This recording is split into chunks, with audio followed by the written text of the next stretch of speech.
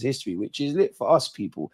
Eze's home, as we saw, and Declan Rice seems to have loved it. It's surreal, man. It's surreal. But before we get into this whole Eze stuff, because there's a couple things we need to look at. Yeah, what we do need to do, and we're gonna fine tune Mikel Arteta's, or go through and finally see what Mikel Arteta has said. But he did say for Saka to come off, it looks like something significant. Ødegaard to have a scan. I know it's not what you want to hear, people. It's not. It's kind of taking the dampener off Eze and winning 5-0 and all those things. Mikel Arteta says Ødegaard and Saka will undergo further assessments to determine the severity of their respective shoulder and hamstring injuries suffered in Arsenal's 5-0 win over Leeds United. Ødegaard was making his 200th Arsenal appearance, came off for Ethan Nwaneri about 10 minutes after he received on-pitch treatment in the first half. Saka, on the other hand, was replaced immediately after talking to the club physio on the pitch. He appeared to sustain an injury to his left hamstring. This comes after, obviously, Arsenal lost Kai Havertz to a knee injury. Now, that doesn't surprise me because Kai was out for a while, and Mikel Arteta, in relation to Kai, contrary to popular belief, apparently it was in relation to the load management. Wouldn't be too dissimilar to think Saka with his hamstring knock. Gabriel Magalhaes and Timber and White, the season's come very fast. They're probably still nursing knocks off the back of last season. So we're going to have to be a bit cute and clever and whatnot. On injuries, in his post-match press conference, Arteta said Martin felt something in his shoulder when he landed. He'll have to scan it tomorrow and understand it a bit better. Bukayo was carrying the ball, wrestling with the defender, and he felt something in his hamstring. It's not the same one as the previous injury, but it's been 2 weeks, and we've already lost Kai, Martin, and Bukayo. So it tells you how well-equipped you have to be in this league to maintain the level we want. For Bukayo to come off, for sure, it looks like something that is significant. Bloody hell, man. And then obviously when asked about depth and whatnot, that's what we need. The other way, a small squad is not realistic to survive at the levels that we want for 10 months. None of the other top teams in the league do it, so why would we be different? Which is music to my ears because we finally got a bit of depth. They still have even bigger squads than we have, so that's the minimum we can have to compete and be able to do what we want. So yeah, we've won our first 2 games, kept 2 clean sheets, and we've got Liverpool where even if we are to win, I can't imagine a clean sheet. Now, again, Bukayo Saka is one thing. We've got Eze. It's surreal, man. We did it.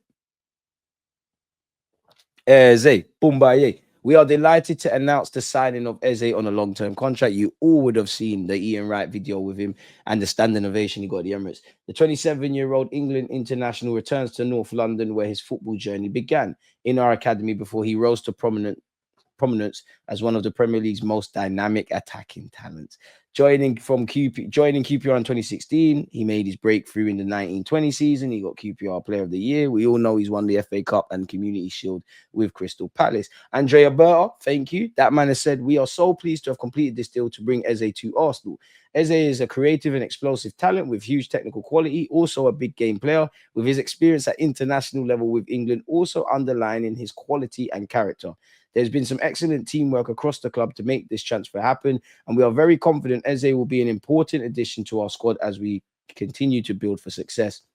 Arteta said, we're delighted to bring Eze to Arsenal. He's powerful and exciting player who will give us a new dimension in our attacking game. What stands out just as much as his talent and intelligence as a player is the way he has worked hard throughout his career to get where he is today. His journey, his mentality, and his ambition are exactly what we want in our team. We love how much it means to him and his family to be rejoining our club.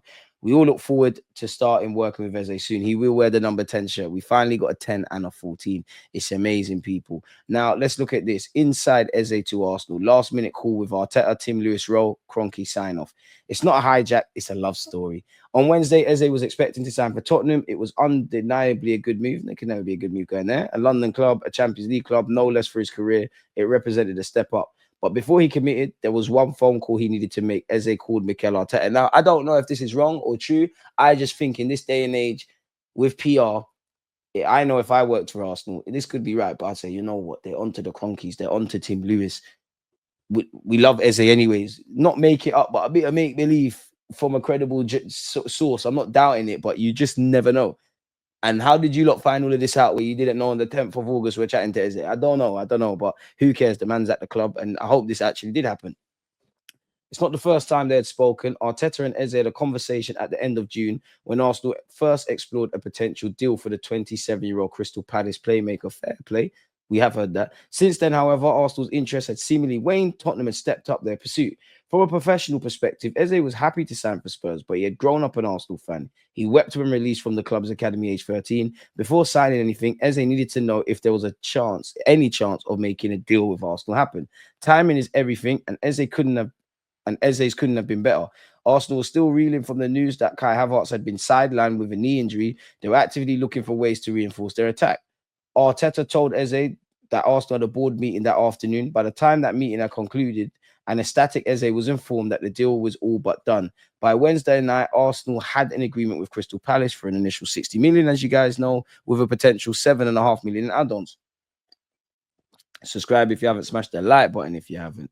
Where are we at? Eze's reps had also agreed personal terms on a 4-year contract with the option of a 4th. And you'd imagine if Eze does the business, he'll sign improved terms within that essentially 5-year period, which is great because what?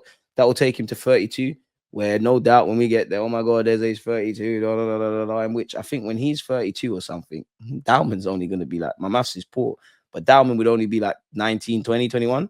Crazy, isn't it? There was no real tug of war with Tottenham. There couldn't be. 100% there couldn't be. If Arsenal were at the table, there was only one destination for this player. As well as speaking to Arteta, Eze lobbied England teammates at Arsenal to push the club for his arrival. As with Gyökeres before, Arsenal was struck by a player prepared to do whatever it took to get his preferred move. For Eze, the transfer is a dream come true. For Arsenal, it's a statement of ambition. When Havertz went down, Arsenal were determined that this would not be another season defined by injuries. I hope not. After that initial conversation in June, Eze never entirely left Arsenal's thoughts. In the end, they could not resist him. Wrestling him away from their local rivals was simply the icing on the cake. Amen. Eze loves Arsenal, but the feeling is mutual. Therefore, we love you too. You didn't even kick the ball for us. Arteta had grown increasingly, I can't say that word. I don't know how you, enamored,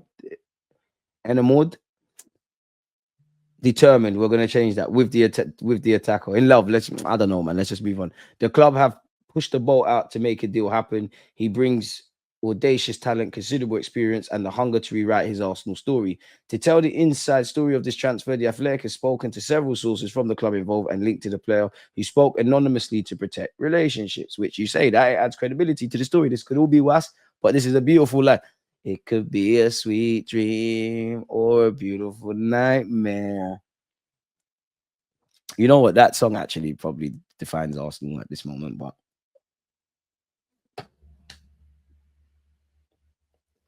oh gosh. Oh, strong one. A player of Eze's caliber was always going to feature on Arsenal's radar initially. However, there were other priorities to attend to in the market, chiefly the acquisition of a new number 9. When Arsenal first began exploring a potential deal for Eze, it was linked to their contract negotiations with Ranieri. While Arsenal were always hopeful Ranieri would extend, talks reached a delicate stage. We all know Ranieri had interest from Borussia Dortmund. Chelsea were lurking. He did have 12 months left on his deal. And as much as I'm gassed about Eze, Zubimendi, Gyökeres in particular, happy with, I think Mascara is going to be good. Happy with the depth signings. And I know it's not as sexy as new signings, definitely where the season has started, but we're in transfer window. Magalhaes, Miles Lewis-Skelly, Ranieri, big up yourself, Berta, for that one. And also, you hope we get over the line with Saliba and Saka. I mean, for a man that joined in March, big up yourself, Berta. And I don't even think this is a Berta window like that. A year from now, sign Lionel Messi in it. Sensibly, Arsenal were clear that they would not allow him to enter the final year of his contract. The club never wanted to sell Ranieri, but there were fears it could come to that. Sensibly, Arsenal began exploring contingency plans. They discussed Morgan Rogers and Morgan Gibbs-White, but it was Eze who held the most appeal. In early dialogue between the parties, Eze's personality made a strong impression. The clear issue was price. For much of the summer, Eze had a release clause enabling him to leave for 60 million plus 8 million add-ons. Arsenal considered that price steep for a 27-year-old. They hoped to pay closer to 40. You're never going to get that. Perhaps ranging up to 50 million with add-ons. For Palace, that was a no-go. Arsenal's concerns proved to be mute. In the first half of July, they had breakthrough in contract talks with Ranieri. The interest in Eze was shelved temporarily, at least. Arsenal saw Eze primarily as a central player, and at the time, Arsenal prioritized strengthening the wings. They moved forward with a deal for Madueke, paying an initial 48.5 million, a price they felt was attractive given the market. And imagine our talking points around that and what we're doing and how we're thinking about it now. It's mad, innit, Arsenal fans? It's mad, innit? It's mad. Arsenal and Spurs' pursuit of Eze have something in common. They were both accelerated by injury. We all know Maddison got injured. Like Arsenal, Spurs were reluctant to meet the release clause. They started indirect negotiations with Crystal Palace over a fee. The two clubs were initially far apart in their valuations, but they steadily grew closer. By August the 15th, they were said to be very close to an agreement. On August the 18th, Daniel Levy held face-to-face talks with his Palace counterpart Steve Parris. They agreed on a broad outline of a deal for 50 million with a potential 10 million in add-ons. The following day, however, the deal took a backward step. The devil was in the details. Amen. While the broad terms were agreed, there was dispute over the bonus structure. Both sides were frustrated. By Tuesday evening, the deal appeared to be in some jeopardy, which is when we come in. On the other side of North London, Arsenal were experiencing problems of their own that evening. We all know Kai Havertz got injured. Yeah, madness. Like, we're trying to skip through and just see the main stuff. Losing Havertz for any length of time was a hammer blow. Had he been fully fit, many at Arsenal felt he was in line to start at Old Trafford. Arteta had envisioned relying on the German international while Gyökeres built up his match fitness. I hear it. Fair enough. Arsenal bought Gyökeres to ensure they had real depth and options at centre forward. A lengthy layoff for Kai would put them back where they started. Arsenal recognised they would need to re-enter. On Wednesday morning, in an attempt to push through the transfer, Spurs submitted a formal offer which exceeded to all of Palace's demands, including allowing Eze to participate in the Conference League. You're going to get some. Don't beg. It's disgusting. It's disgusting. Nasty. Relax. Girls don't like desperate men, Spurs. When you don't do too much, you get the most. Like us. Eze, you want to join us? Calm. Don't play in the Conference League. He's got a code. It's different. It's different over here. 99 problems. Spurs talking to Arsenal could never be. They don't care what they win. They could win the treble. They could win the Premier League in the next 20 years. Every year in a row. They're not us. They're not us. Anyways. Yeah. They never heard back within hours. They never heard back within hours. Paris had struck a deal with Arsenal. Madness. It's well known that Eze preferred Arsenal, but Palace did too. Come on, you know Arctic. Big up Palace, man. The good relationship between Paris and Arsenal's executive vice chair, Tim Lewis, was key. While Arsenal had backed away from Eze, they were able to remain informed on proceedings, perhaps hoping to return if they made sales. Negotiations between Spurs and Palace had been difficult, and when Lewis and Arsenal came forward as an alternative buyer, Paris was happy to oblige. Arsenal had discussed a number of options to replace Havertz. They toyed with the idea of a number 9, but knew that would create congestion when Havertz returned. Lobbied for a left winger, with Rodrigo of Real Madrid once again discussed. But it was Eze who won out. He left a big impression on Arteta, and Arsenal decided he could bring qualities they did not have elsewhere in the squad. Once approval had been received from Arsenal's owners, Josh Kroenke is in Europe for the start of the Premier League season and signed off on behalf of KSE. They proceeded with a bid. Spurs had been negotiating for weeks. Arsenal had struck a deal in less than 24 hours. So we can move mad when we want to move mad. Arsenal know what it feels to be in Tottenham's position. In January, they were gazumped in a similar fashion by Chelsea for Mudryk. This time, the shoe's on the other foot. Who's Mudryk? Is he a footballer? I ever seen him play? The Chelsea fans know who he is. I don't know. I really don't know. Everything happens for a reason, mate. For Palace, the outcome was ideal. The final agreement was for an initial 60 million with 7.5 possible add-ons, virtually the same as the release clause that expired before the start of the Premier League season. Palace had benefited from the interest of two parties in Eze. Arsenal also agreed that Eze would be available to play on Thursday night, scheduling his medical for the following day. Arsenal's willingness to spend big on Eze before securing any significant sales has surprised many. Arsenal have spent almost 70 million on a player they allowed to leave their academy for nothing. Fair enough, he was 13. Even internally, some urged caution. Fuck that. Whoever was urging caution, come out of the club. You're not serious. Big up Berta and everyone who was moving serious. Serious. Arsenal are sailing ever closer to the wind of UEFA's squad cost ratio legislation. Yeah, we probably need to get a move on with sales, if I'm honest. But Arsenal had taken an aggressive approach this summer. This was not, they deemed, the time for hesitation. That's what I'm on. Eze, who will wear the 10 shirt, is another tier 1 addition to Arsenal's squad, a player with the quality to be a starter. He's well known to many of the group for the England squad. He brings creativity, flair, and end product, with 14 goals and 11 assists for Palace last season. He offers tactical intelligence too. Under Olivier Glazier, he has shown an ability to thrive in a nuanced system. He is not a direct replacement for Havertz, but he has the versatility to offer a number of potential solutions. These are the internal solutions I'm on now. Despite originally visualizing him as a central player, Arsenal are giving consideration to using Eze off the left. His presence in the squad also liberates the likes of Trossard and Mikel Merino to fill in for Havertz when required. In the end, Eze did not play against Fredrikstad. On Thursday morning, he explained to Glasner that he did not feel able to play. His mind was elsewhere, his heart too. Arsenal have not just bought Eze, they've brought him home. It was nearly Spurs, but it was always Arsenal. Fucking hell, you read this? You're poetic as hell, bro. Whoever made that is the most poetic comment I've seen this year or ever on my YouTube channel. Yeah, someone commented, Eze made the right decision, as in Ian Wright's name rather than how you'd spell right. Arsenal have not just brought Eze, they brought him home. It was nearly Spurs, but it was always Arsenal. Whoever wrote this must be a Gallus. James McNicholas, I don't know, man. I don't know. But yeah, he's back, and we saw his standing ovation, man. How one phone call saw him ditch Spurs. Mikel Arteta explained how Eze's phone call to him stopped the midfielder moving from Tottenham, moving from Tottenham, or did they mean to Tottenham, and got him moved to Arsenal instead. It was reported by The Athletic on Wednesday when Arsenal's deal accelerated, Eze was set for Spurs, but then called Arteta to double check if Arsenal were definitely not an option for him. It's cool, my brother. You're here now. Welcome to our family, bro. You're here now. This shows you how much he wanted to come. It was very difficult sometimes because you want to be very open and transparent with players and they have to make decisions about their career. It was very, very important. I'm delighted to have him. You can tell how much it means to him and his whole family. Welcome to our family. I'm sure we're going to have some great moments together.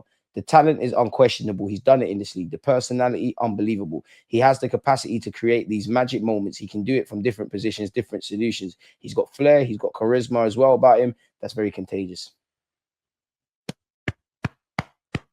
The Eze deal means Premier League clubs have now broken the record for most spent on transfers in a single window. Madness. And he, bro, sat my man on the left, man. Fuck all this football shit. Get on the left and play ball, bro. You can be everywhere. Because I'm seeing Saka going to central areas today. Bro, there's things going on. I'm seeing 1-2 things. I see us try to be a bit more. It's not all the way there yet. I see us try to be a bit more direct against Man United. I see players occupying certain new areas. Fix it, Arteta. You've got the ingredients cooked now, bro.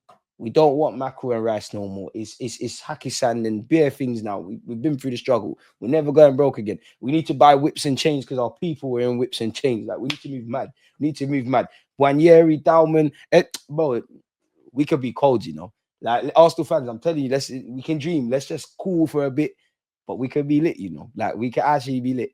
We can actually do a madness.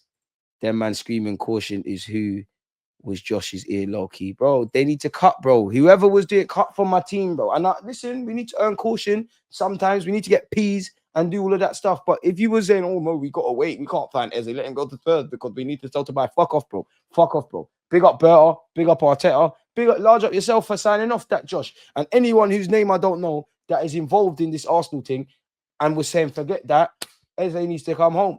Because I didn't want to hate you, Eze. I would have had to.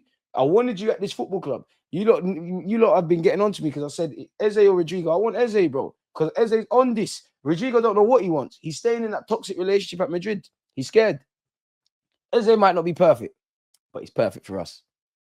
Look, I'm moving romantic now. Big up Wanyeri and Dalman. You know, Max Dalman makes himself the youngest player to play in the Premier League now. Somehow he's younger than he was older than Wanyeri. It's mad, isn't it? And Jeremy Monga, he's cold. Leicester need to bust him. Eze is the perfect fit for Gyökeres. He likes to drift in the middle, with Gyökeres likes to drift to the left. Eze Kudus would be scared if it happened. Glad it didn't happen. Bro, like, bro. And then you got Madison, Kulusevski, all these guys when they're fit. Bro, it would have been nasty.